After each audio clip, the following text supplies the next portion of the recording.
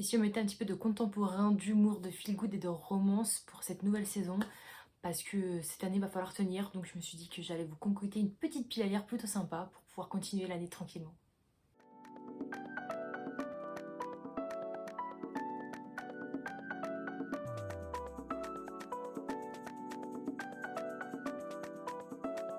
Et du coup, je vais commencer par un roman que j'ai depuis longtemps dans ma pile à lire parce que je me suis dit que j'allais quand même vider les reliques de ma palle. Il s'agit de Musso, du coup Central Park. Parce que je voulais absolument lire un Musso, j'en ai pas encore lu cette année et je me suis fixée de lire minimum un Musso par an. Et voilà, je me suis dit que c'était le moment jamais, surtout que sur la chaîne Ice Kitty, lors d'un vlog, elle en a parlé et je me suis dit, putain, mais moi aussi je l'ai dans ma palle, j'ai absolument envie de le lire, donc c'est le moment ou jamais. Je sais plus exactement de quoi ça parle. Derrière, on me dit juste Alice et Gabriel n'ont aucun souvenir de la nuit dernière, pourtant, ils ne sont pas prêts de l'oublier, donc je sais pas trop ce que ça fait, mais Musso aime bien ce genre de mystère très envoûtant avec deux personnes et tout, on sait pas trop. J'aime beaucoup aussi, donc ça tombe bien. Ensuite, je me suis mis une petite romance, donc Kristen Lowell, Love and Overworlds. Donc c'est la maison Hugo Poche Thriller. Hugo Poche tout seul.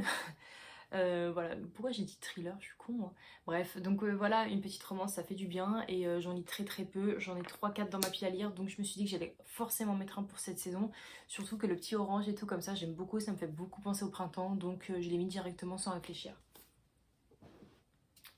Ensuite, on va commencer aussi à continuer des suites de saga parce que cette année c'est un peu compliqué. Je fais que d'en commencer, je lis que des one-shots, mais j'en continue aucune.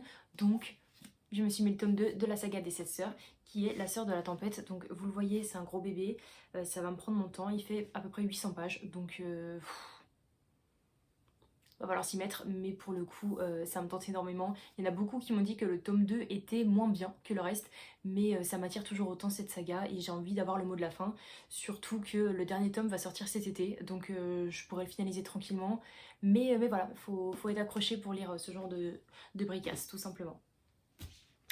Et j'ai mis, je me suis aperçue en fait que j'ai mis pas mal de livres qui avaient rejoint ma pile à lire ces derniers temps, étant donné que je me sens obligée de mettre vous avez un email d'Alissa Cole. C'est publié chez J'ai lu et voilà. Je sais pas quoi vous dire, je vous l'ai présenté. Je crois que c'est dans mes sorties livresques de janvier.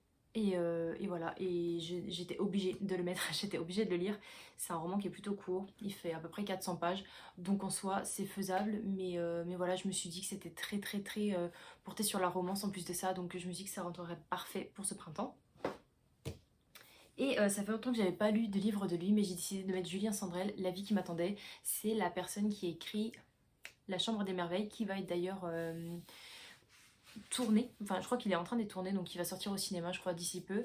Donc voilà, je voulais découvrir sa plume à travers un autre roman, surtout que les derniers romans qui sortent me tentent pas mal. Mais vu que j'y suis là dans ma pile à lire depuis un petit bout de temps, je me suis dit, commence déjà par celui-ci et après tu verras pour le reste, parce que sinon tu vas faire une pile à lire encore de 500 pages, enfin de 500 livres, et c'est pas le but non plus.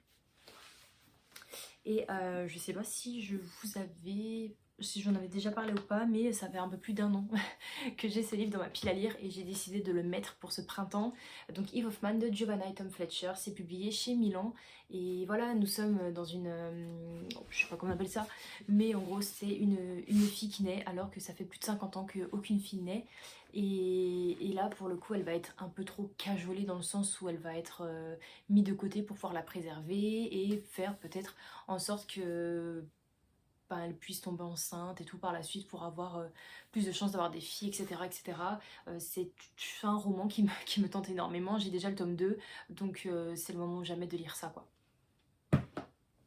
Il en reste plus que 4, j'ai mis de la couleur très rouge, très rose et tout pour ce printemps et voilà, je suis contente. Alors le prochain que je vous présente, je vous cache pas que je sais pas du tout de quoi ça parle et je n'ai pas envie de savoir parce que juste le titre et juste la couverture m'a hypé de ouf, donc vous n'en saurez pas plus que moi alors aujourd'hui. Je vous conseille d'aller voir directement le résumé si jamais ça vous intéresse. Il s'agit de Eladov à quelques pas de la joie. S'il vous plaît, cette couverture, elle vous fait pas penser au printemps parce que moi j'ai vu ça et je me suis dit ok bon je suis obligée de la prendre et je vais le mettre directement dans ma pile à lire pour ce printemps. Qui voilà quoi, je sais pas quoi vous dire de plus, il est pas très long, il fait 300 pages à peu près, donc c'est faisable aussi. Je sais pas si je vais le lire cette année, mais c'est un objectif de vous montrer des romans qui pourraient peut-être vous plaire ou pas. Là je vous montre juste la couverture, j'avoue, je vous dis pas trop de quoi ça parle, mais j'ai pas envie de savoir parce qu'il y a certains livres, je plonge dedans et je ne connais pas le résumé et ça fait partie de mes meilleurs coups de cœur. Donc, euh, donc voilà, faut sauter un peu dans l'inconnu des fois. Et là, eh ben, ça fait quelques temps que je voulais lire, je crois que depuis que je l'ai eu, Cruelle Diablesse, donc le dernier tome de la saga des vilains, écrit par Serena Valentino toujours. Voilà, c'est mon dernier tome qui me reste et j'hésite à lire parce que je n'en ai pas d'autres après. Et voilà, je sais pas s'ils vont sortir d'autres vilains ou pas. Quoi qu'il arrive, je sais qu'ils sortent encore des Twisted Tales, mais ce genre d'histoire-là me plaisait énormément. Et j'avoue, je repousse un petit peu la lecture parce que je sais que c'est mon dernier et je me dis, bon bah j'en ai pas d'autres après, c'est dommage.